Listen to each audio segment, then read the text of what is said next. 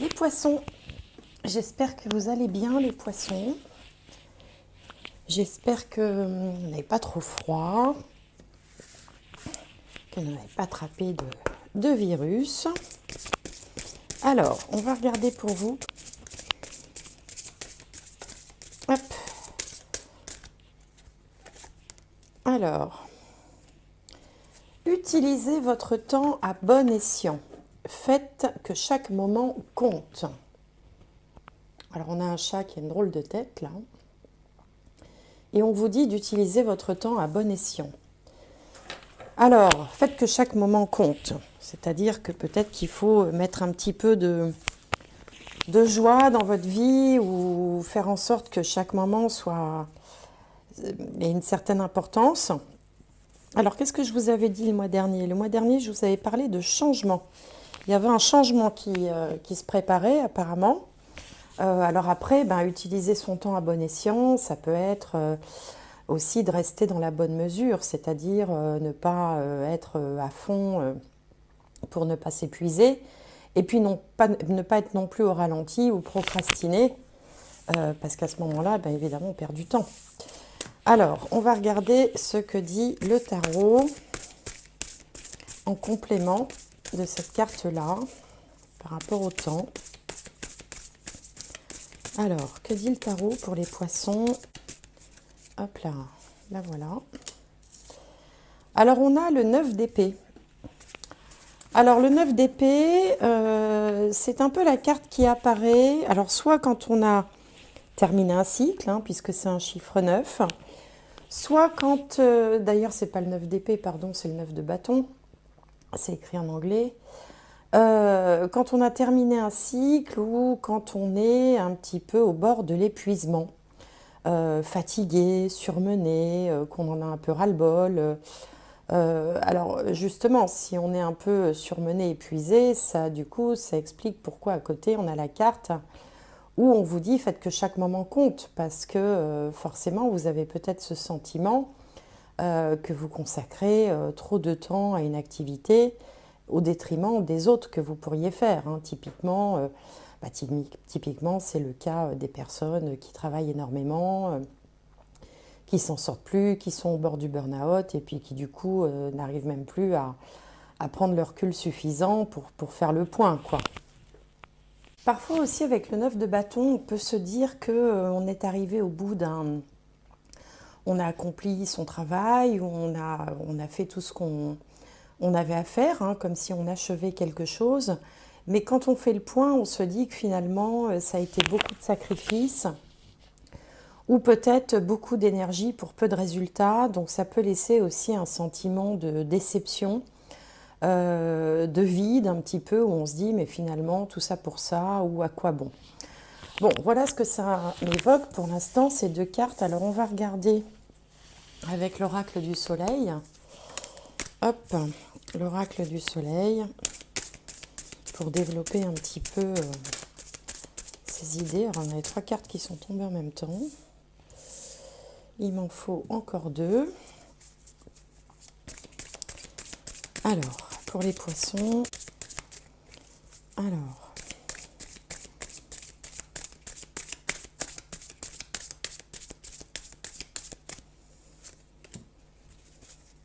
allez, une petite dernière.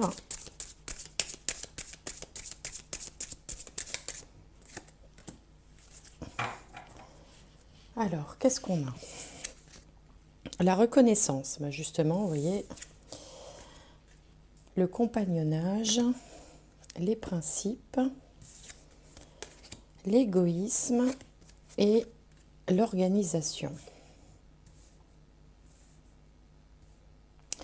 Alors, c'est assez, je trouve que ça continue bien ce que je viens de dire, parce que ici on a une... Alors déjà, on a deux cartes de la Lune, une de Jupiter, une de Mercure et une de Mars. La reconnaissance, donc c'est la Lune en Lion, ici sur cette carte.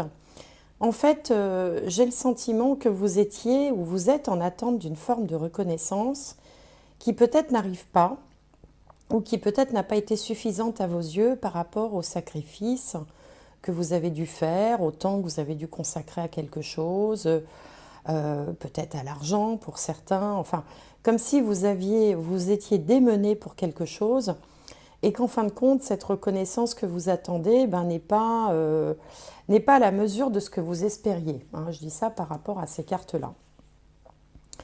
D'ailleurs, on voit que vous n'avez pas été tellement aidé ici avec la carte du compagnonnage, puisqu'elle est positionnée en compte, comme si finalement, vous savez, c'est le genre de situation où en fait on dit bon bah tiens on va faire ça, et puis à l'arrivée, finalement, on se retrouve tout seul à faire la chose soi-même, parce que les autres n'ont plus le temps, ah bah, ils peuvent plus. Vous savez, typiquement par exemple les déménagements. Au départ, il y a toujours plein de gens qui sont volontaires et puis le jour J, bah, il y a beaucoup de désistements parce que voilà, je peux pas, bon, j'ai piscine, enfin bon. Bref, donc finalement, on se retrouve à faire les choses tout seul et à ne pas avoir forcément beaucoup de soutien, beaucoup d'aide, beaucoup d'appui, beaucoup de bras, selon les cas, enfin voilà. Donc là, il y a une forme quand même de déséquilibre, hein, comme si vous aviez donné beaucoup et finalement reçu peu. Du coup, vous en faites un peu une question, alors vous en faites un peu une question de principe déjà, puisque cette carte, elle s'appelle les principes, Jupiter en Sagittaire, mais au-delà de ça, en fait, ça vous donne à réfléchir sur ben voilà, un peu sur le sens de la vie, de vous dire, bon, mais finalement, dans ma vie, est-ce que je ne me suis pas souvent retrouvée dans cette situation-là, où j'ai fait preuve de générosité, j'ai fait preuve d'altruisme, de soutien, d'entraide, j'ai donné des coups de main, et puis en réalité, bon, ben voilà, je suis un peu déçue parce qu'en retour, on ne peut pas dire que ce soit très, très équilibré. Alors, cette carte des principes, elle évoque aussi, on voit un petit bonhomme qui s'apprête à franchir, vous voyez, la porte principale d'un château fort ou d'une ville. Enfin bon, on est sur des images un peu anciennes. Comme si lui venait à l'esprit l'envie de foutre le camp, l'envie d'aller voir ailleurs si l'herbe est plus verte ou si finalement, bon, on ne pourrait pas démarrer quelque chose de nouveau parce que voilà, cette déception, tous ces efforts déployés, finalement, bah, vous dites, bah, en fait, j'aurais mieux fait de faire ce que j'avais envie de faire ou je ferais mieux d'aller voir ailleurs, enfin, de changer un petit peu d'atmosphère, d'horizon, de cadre. Bon. Donc, vous êtes dans ces énergies-là. Et puis, forcément, vous prenez la décision avec la carte de l'égoïsme, peut-être aussi, à partir de maintenant, de vous consacrer un petit peu plus à vos aspirations, à vos envies, d'être un petit peu moins tourné vers les autres, d'être moins dans le sacrifice et un peu plus dans l'individualisme. Et ce n'est pas une mauvaise chose parce que quand les choses ne sont pas équilibrées, il faut les rééquilibrer. Et là, il y a un manque visible de reconnaissance. Donc forcément, en face, pour équilibrer, ben, on a la carte de l'égoïsme. L'égoïsme, c'est aussi le fait, alors c'est Mars en Lion, donc c'est aussi le fait de vouloir mettre en action, ça c'est Mars, quelque chose pour soi, pour briller, hein, le lion, pour se faire plaisir, pour faire ce qu'on a envie de faire et se centrer un peu plus sur soi, quoi, hein, c'est-à-dire un peu moins sur les autres et un peu plus sur soi. Et puis un peu plus tard, avec la carte de l'organisation, ici, Mercure en Capricorne, eh bien on voit que, fort de cette idée, ben, vous allez finalement organiser un petit peu votre vie de sorte à ce qu'elle vous soit plus, à être un peu plus heureux, parce que forcément, si vous avez donné beaucoup et reçu rien en retour, il reste une déception, il reste une amertume, il reste une forme de tristesse quand même, parce qu'on se dit, bon, pourquoi, on se demande pourquoi.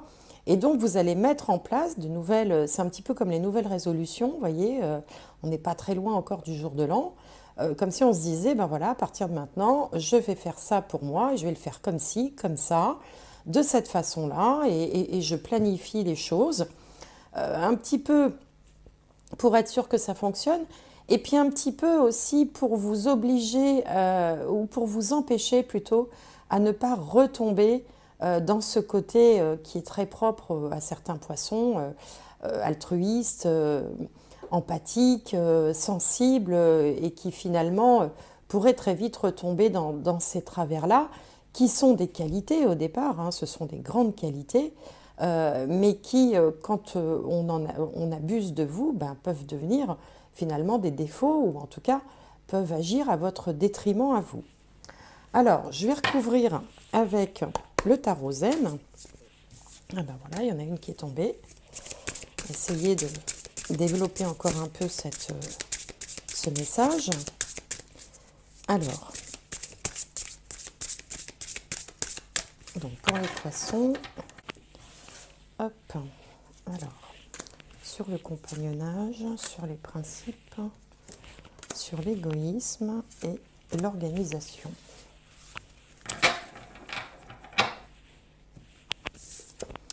Alors, on a le silence, qui est une belle carte. Les projections. La banalité, qui est une belle carte aussi. La participation. Alors, vous voyez, c'est marrant, on a l'égoïsme et à côté la participation. Comme si, justement, quelqu'un d'autre ou d'autres n'avaient pas participé. Et l'harmonie. Avec deux beaux dauphins. Je dis parce que vous êtes du signe du poisson. Deux beaux dauphins. Et c'est le 10 de coupe qui correspond à l'élément eau. D'ailleurs, on a deux cartes de l'élément eau ici. Alors, sur la reconnaissance, on a la carte du silence. Alors, ce n'est pas très visible dans ce tarot zen, parce qu'il n'est pas tout à fait à l'image de la plupart des tarots. C'est pour ça que je l'ai pris, pour changer un peu d'ailleurs. Parce que les arcanes majeures, elles ne sont pas très visibles. Or, ici, c'est l'arcane majeur qui s'appelle le silence, qui porte le numéro 17 et qui donc s'apparente à l'étoile dans le jeu de tarot traditionnel. Donc, le silence, eh ben, en fait, vous n'êtes pas forcément dans une dynamique à vouloir faire des reproches ou à régler vos comptes, en fait. Hein. Vous avez donc observé que vous étiez dans cette situation-là et vous n'avez pas envie comment dirais-je, de faire des reproches, de vous planter devant la personne ou les personnes qui ne vous ont pas soutenu. Vous gardez ça pour vous, vous vous taisez finalement, hein, et par contre, vous vous accrochez à votre nouvelle décision qui donc prend la forme ici de l'étoile, hein, cette carte qui représente l'étoile dans le jeu de tarot habituel. Et l'étoile, ça représente les rêves, les désirs, ce qu'on espère le plus, les souhaits les plus profonds. Alors, ça vient aussi dire que vous aviez terriblement besoin de cette reconnaissance et que vous ne l'avez pas eue, que ça faisait partie de vos rêves, que peut-être vous avez déployé beaucoup d'énergie en vous disant « Ah bah pourvu que quand même j'ai un minimum de remerciements », bon, a priori, ils ne sont pas venus, vous n'avez pas eu l'aide que vous vouliez, et donc vous vous retrouvez à changer finalement de rêve. C'est-à-dire que vous dites, bon, bah, puisque c'est comme ça, à partir de maintenant, je vais faire autrement. Et du coup, vous voilà déjà projeté vers un nouveau souhait, un nouveau vœu que vous souhaitez mettre en place. Alors, en contre, on avait ici le manque de soutien, on a les projections, ça correspond au 7 de coupe. Alors soit les gens effectivement ont un petit peu brillé par leur absence, on pourrait dire, soit vous avez décidé, vous, à partir de maintenant, de prendre un nouvel axe de façon de fonctionner, si vous voulez. Et on voit d'ailleurs que finalement ça va vous motiver, cette décision interne, hein, parce qu'en fait on est beaucoup dans le domaine psychologique, hein, si vous voulez. Ça va vous motiver, puisque ici, sur les principes, on a la banalité. Alors bon, je ne sais pas pourquoi il y a ce mot de banalité, ça ne me parle pas, mais c'est le 8 de denier, et le 8 de denier correspond à l'énergie que vous allez mettre, en fait, une espèce de motivation. Du coup, ça va générer chez vous une motivation supplémentaire pour pouvoir faire ce que vous avez envie de faire en laissant derrière vous tout ce mauvais, ce qui sera des mauvais souvenirs, hein, cette mauvaise expérience, on va dire, pour pouvoir orienter votre vie comme vous voulez. Et donc, du coup, ici, vous avez décidé de vous engager. Hein, en fait, vous prenez un engagement vers vous-même et vous vous jurez bien qu'on ne vous y reprendra plus. Et donc, avec l'organisation ici dont je parlais, où vous allez un petit peu vous obliger à mettre des choses en place pour ne pas retomber dans cette... c'est pas un piège, mais enfin dans ce travers de vouloir vraiment donner beaucoup aux autres sans retour. Et vous allez du coup avoir l'harmonie parce que le 10 d'eau, c'est une espèce de, c'est une forme de plénitude, c'est une forme de contentement, on est bien, on est content, on s'est complètement, on est raccord avec soi-même parce que, eh ben, on a pris une décision importante, un peu entre soi et soi, c'est vrai, hein, mais une décision importante qu'on va mener à terme et au bout du compte, on trouvera donc cette harmonie qui est promise ici, c'est-à-dire ce sentiment de satisfaction, de contentement, parce que en définitive, vous aurez, ben voilà, vous serez exprimé et vous aurez planté comme ça, ancré vos limites. Bon, bah écoutez, c'est pas mal, hein. Alors, on va regarder avec l'oracle de la triade, si finalement tout ça, si on prend un peu de hauteur, ça a une raison. Est-ce qu'il y a un complément d'information? Est-ce que vous avez peut-être réglé, vous savez, comment on appelle ça, ces situations récurrentes là, qui reviennent régulièrement dans sa vie, hein. Tant qu'on n'a pas compris, ben, on ne peut pas régler le problème. Hop, la carte est tombée. Et la carte qui est tombée, c'est le changement. Donc, vous voyez, ah ben, voyons, elle saute. Ce qui m'arrangerait, c'est qu'elle ne saute pas par terre. L'erreur. Et alors, une dernière carte. Ah ben, il y en a deux. On va prendre les deux. La protection et le retour. Donc, vous voyez, on a une carte de changement. Celle-ci s'appelle la mutation. On change parce qu'on a appris de ses erreurs. Parce que finalement, quand on donne trop, enfin, quand les choses ne sont pas équilibrées, bah, c'est pas une faute parce que c'est fait de bon cœur, mais c'est presque une erreur qu'on a faite vis-à-vis de soi-même. Et donc là, vous avez une espèce de protection, la carte de la protection, qui vient justement contrebalancer tout ça, ou qui vient parce que vous avez eu cette prise de conscience peut-être tardive, hein, peut-être qu'il a fallu que vous fassiez beaucoup d'efforts pour comprendre finalement cette situation. Et du coup, ça va vous permettre, avec la carte du retour, ça va vous permettre, vous voyez, la boucle est bouclée en fait, ça va vous permettre de repartir sur de nouvelles bases. Donc, il semblerait avec l'oracle de la triade qu'en fait, vous ayez compris quelque chose. Vous voyez, au niveau spirituel, vous avez appris un peu à vos dépens et vous avez compris.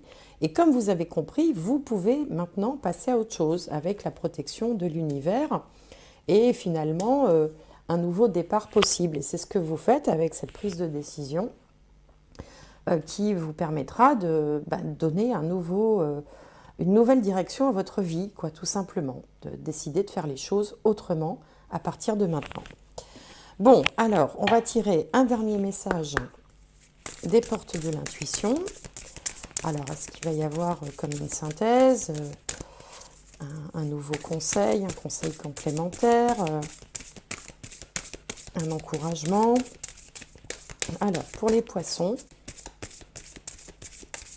alors,